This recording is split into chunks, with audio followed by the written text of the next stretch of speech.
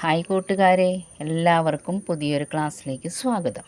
ഇന്ന് നമുക്ക് ലീവ്, ഒരു ദിവസം ജോലി ചെയ്യുന്നവർ ലീവ് എടുക്കാറുണ്ട്, ക്ലാസ്സിൽ ലീവ് എടുക്കാറുണ്ട്. ഇങ്ങനെ ലീവൊക്കെ എടുക്കുമ്പോൾ കൂട്ടുകാരോട് ഞാനിന്ന് ലീവിലാണ് എന്നൊക്കെ പറയേണ്ടി വരുമ്പോൾ എങ്ങനെ ഹിന്ദിയിലും ഇംഗ്ലീഷിലും പറയാമെന്ന് നോക്കാം. I am on leave today. I am on leave today. ഞാൻ ഇന്ന് അവധിയിലാണ്. ഞാൻ ഇന്ന് അവധിയിലാണ്. I am on leave today. മേം ഞാൻ. ആജ് ഇന്ന്. ചുട്ടി ഒഴിവ്, അവധി.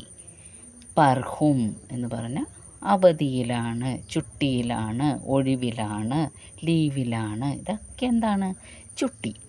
അപ്പം മേം ഞാൻ, ആജ് ഇന്ന്, ചുട്ടി പർഹും അവധിയിലാണ്, ലീവിലാണ്. മേം ആജ് ചുട്ടി പർഹും. മേം ആജ് ചുട്ടി പർഹും. ഞാൻ ഇന്ന് അവധിയിലാണ്. I am on leave today.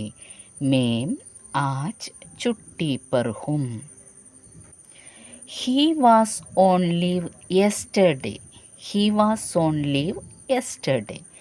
ഇന്നലെ അവൻ അവധിയിലായിരുന്നു. ഇന്ന് ഞാൻ അവധിയിലാണ്. മേം ആജ് ചുട്ടി പർഹും. ഇന്നലെ അവൻ അവധിയിലായിരുന്നു. He was on leave yesterday. ഇന്നലെ. അപ്പോൾ യെസ്റ്റർഡേക്ക് ഹിന്ദിയിൽ കല്ലെന്നാണ് പറയുന്നത്. അപ്പോൾ വഹ് അവൻ, കൽ ചുട്ടി പർ ധേ. ധേ എന്ന് പറഞ്ഞാൽ ആയിരുന്നു എന്നുള്ളിടത്താണ് ധേയൊക്കെ ഉപയോഗിക്കുന്നത്. വഹ് കൽ ചുട്ടി പർ ധേ. അവൻ ഇന്നലെ ചുട്ടിയിലായിരുന്നു, ഇന്നലെ അവധിയിലായിരുന്നു. He was on leave yesterday. വഹ് കൽ ചുട്ടി പർ ധേ. വഹ് കൽ ചുട്ടി പർ ധേ. ധേയാണ് അവിടെ ഉപയോഗിക്കേണ്ട വാക്ക്. കാരണം ഇന്നലെയാണ്, കഴിഞ്ഞു പോയ കാര്യമാണ്. അപ്പം വഹ് കൽ ചുട്ടി പർ ധേ. ഇന്നലെ അവൻ അവധിയിലായിരുന്നു. Father will be leave on tomorrow. Father will be leave on tomorrow.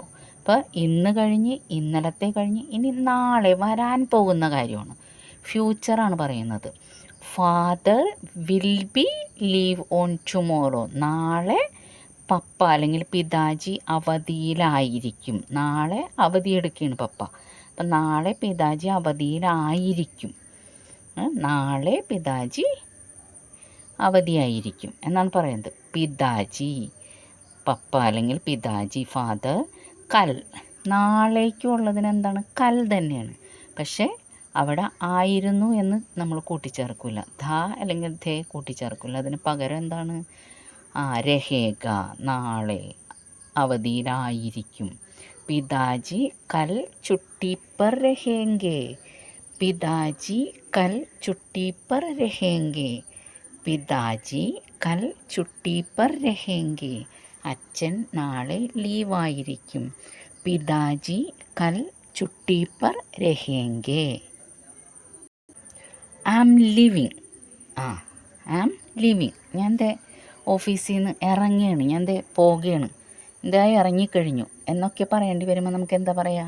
I am living. ഞാൻ ജോലി കഴിഞ്ഞ് ഓഫീസ് വിട്ട് ഇറങ്ങാൻ തുടങ്ങുമ്പോൾ ഒരാൾ ഫോൺ വിളിക്കണം. I am living.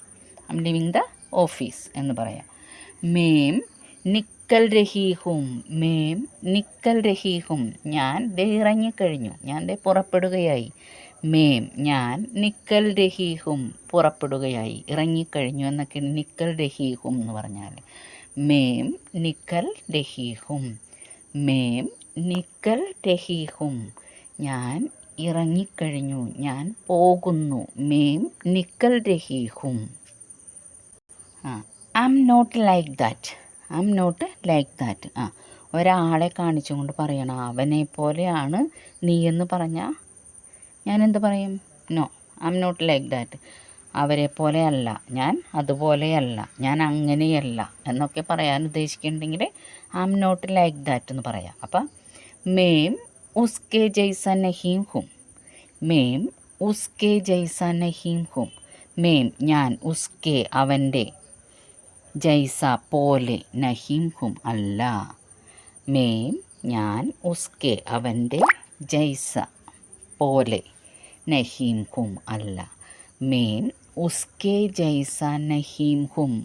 മേം ഉസ്കെ ജൈസ നഹീം ഹും. മേം ഉസ്കെ ജൈസ നഹീം ഹും. ഞാൻ അങ്ങനെയല്ല. Am about to leave. Am about to leave. ഞാൻ പുറപ്പെടുകയായി. ഞാൻ ഏകദേശം ഇറങ്ങാറായി. 5 മണിക്കാണ് ഓഫീസ് ടൈം. ഇപ്പോൾ 4:55. ഞാൻ ഏകദേശം ഇറങ്ങാറായി. ഞാൻ പുറപ്പെടുകയായി എന്ന് പറയാം. ആം എബൌട്ട് ടു ലീവ്. ഞാൻ പുറപ്പെടാൻ തുടങ്ങുകയാണ്. എൻ്റെ സമയം കഴിഞ്ഞുകൊണ്ടിരിക്കുന്നു. പുറപ്പെടാൻ തുടങ്ങുകയാണ്. ആം എബൌട്ട് ടു ലീവ്.